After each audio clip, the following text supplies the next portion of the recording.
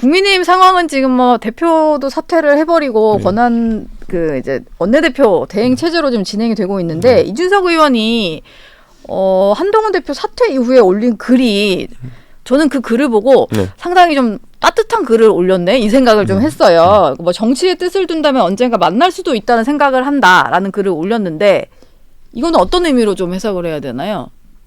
글쎄요. 당연히 저는 저에게 공격하지 않는 사람들에게는 항상 따뜻하게 대합니다. 예.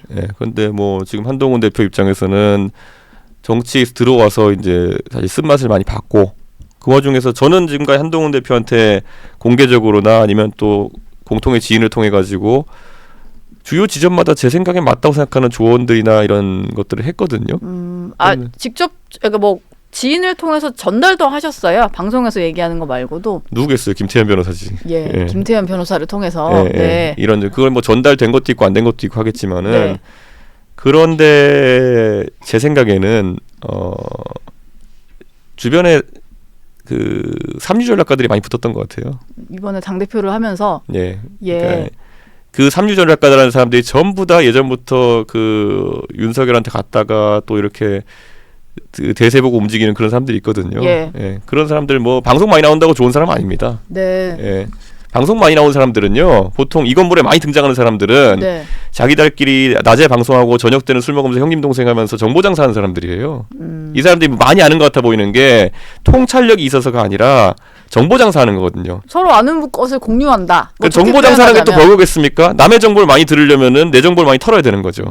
그러니까 그런 사람들이 보통 그냥 머리를 안 쓰고 이 귀랑 입만 이렇게 써가지고 이렇게 이 건물 출입하는 사람들이 많아요 지금. 우리 채널 A 건물에요? 굉장히 많습니다. 그리고 그 사람들이 보면 가장 먼저 이제 윤석열 대통령 같이 정치를 이제 허투루 보는 사람들이 그런 사람들 측근으로 포섭해가 정치하려고 합니다. 통찰력이 있는 사람들이 아니라 TV 보다가 왜냐 시간이 많으니까. TV 보다가 이제 이렇게 막 해가지고 근데 그 사람들 입장에서는 TV 보다 연락 왔으니까 야, 이 양반은 TV나 이런 유튜브를 많이 보는구나. 그럼 어떻게 되냐면요. 아예 우리 채널을 차려야지 이렇게 됩니다. 가지고 자기들끼리 모여가지고 뭐 무슨 채널 만들어가지고 여기서 대단한 전략가인 것처럼 이제 이 사기치고 이렇게 하는 그런 패턴이 이제 보수 정치의 맥락이 된 거거든요.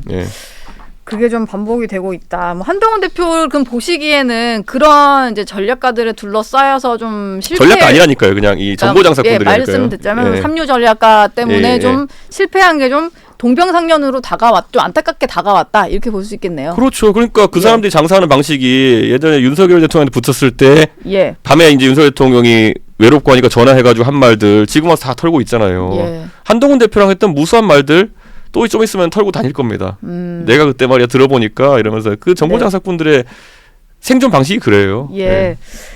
근데 이준석 의원이 뭐 그런 글도 올렸지만 이것도 조언 같은데 한동훈 대표를 향해서 총선, 대선, 지선 뭐 만약에 대선 나와서 지게 되면 총선, 대선, 지선까지 져서 그랜드슬램을 달성하게 된다. 그래서 대선은 안 나오는 게 좋다 이런 조언을 하신 것 같아요. 제가 당대표 안 했으면 좋겠다는 얘기를 했었잖아요. 근데 그 말대로 하면은 지금 만약 한동훈 대표가 비대위원장 이후에 정치적 휴지기를 가지면 사람들을 많이 만났으면 지금 대안입니다. 지금 한동훈밖에 없다 이렇게 나왔을 겁니다. 그럼 당대표를 하면서 갑자기 내란 음모에 같이 낀 당대표 그 안에서 우왕좌왕한 당대표로 마지막 이력이 남은 거거든요. 저는 이건 한동훈 대표 입장에서 본인이 뭐 더 잘할 수 있는 환경도 아니었던 것도 있고 억울한 부분이 많을 겁니다. 지금도 억울할 거예요. 그렇죠. 본인은 비상계엄 해제 투표도 독려를 했고 지금도 억울하니까 바로 내가 이것도 억울함을 또 어필해야지 하면서 바로 또 대선 나온다. 글쎄 대선이 몇 개월일지 모르겠지만요. 지금은 철저한 자맹이 다 될 겁니다. 적어도 한두 달 정도. 제가 그래서 또 구체적으로 또 누구에게 이건 김태현 변호사 다른 사람 전달했던 게 뭐냐면은 그 따님이 미국 유학 간 걸로 알고 있는데 그 유학 간 딸 한두 달 보러 가는 것도 굉장히 좋을 것이다. 그런 얘기까지 했어요. 예전에는 왜냐면 미국이란 나라가요. 절대 그런 한동훈 대표 같이 그 거물급 정치인이 미국에 왔을 때 놀게 안 만듭니다. 알아서 미국의 싱크탱크나 이런 데서 한동훈 대표 같은 유력 정치인은 만나보고 싶어서 만날 사람 많을 거고요. 그 보스턴에 있다고 알고 있는데 보스턴 있으면 뉴욕이나 워싱턴 갑자기 다닐 수 있거든요. 그런 사람 만나고 또 미국의 예를 들어 테크 기업 같은 곳들 뭐 이번에 1월 초에 보면 CES 같은 것도 하고 이런 데 가서 자연스럽게 그런 거 대중이 그렇게 가볍게 한번 대권 후보를 검토했던 사람이 안 놔줍니다. 그러니까 그쵸. 저는 그걸 믿고 이제 파도에 몸 맡기는 게 중요한 건데 네. 저는 제가 말하면 항상 청개구리같이 반대로 하는 사람들이 많아가지고 근데 어쨌든 제가 예전 나와서 맨날 농담했잖아요. 네. 제가 자꾸 공짜로 해주니까 이 말 안 듣는 것 같다고 사람들이 네. 그래서 돈 받고 해야 될 것 같다고. 근데 이준석 의원이 애정이 없으면 조언도 안 한다고.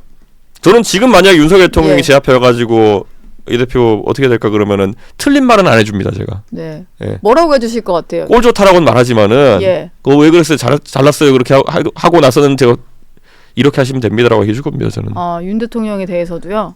꼴 좋다가 끝이 아니네요. 그럼 만약에 진짜로 뭐 저는 할 말이 생기면 꼴 좋다는요 이번에 한 말이 아니라 계속 그랬어요. 그랬어요. 잘한 네. 짓이다 뭐 이러고 뭐 예. 계속 그래왔던 거고. 예. 알겠습니다. 또 한 장면 이준석 의원이 화제가 된 장면인데 저도 생중계로 국회 네. 본회의장을 계속 보다 보니까 이번에 대통령 탄핵 표결 가결된 이후에 제일 네. 첫 줄에 앉아있던 게 김상우 의원인데 네.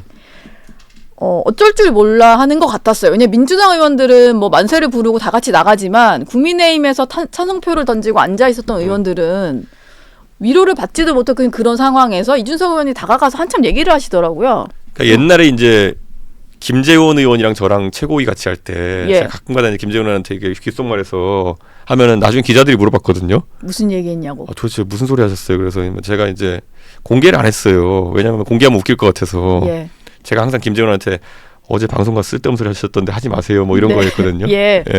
그런데 네. 김상우 의원은 저랑 원래 친하기 때문에 그 가끔가다 우리끼리 뭐 젊은 의원들 몇몇 해가지고 식사도 하고 이렇게 하거든요. 네. 그래서 그날은 뭐 대단히 얘기했다 뭐 형 뭐 오늘 저녁에 술이나 한잔 할래? 이렇게 얘기했고 김상우 의원이 오늘은 아닌 것 같아. 이렇게 그냥 얘기한 그겁니다. 그런 얘기 하셨구나.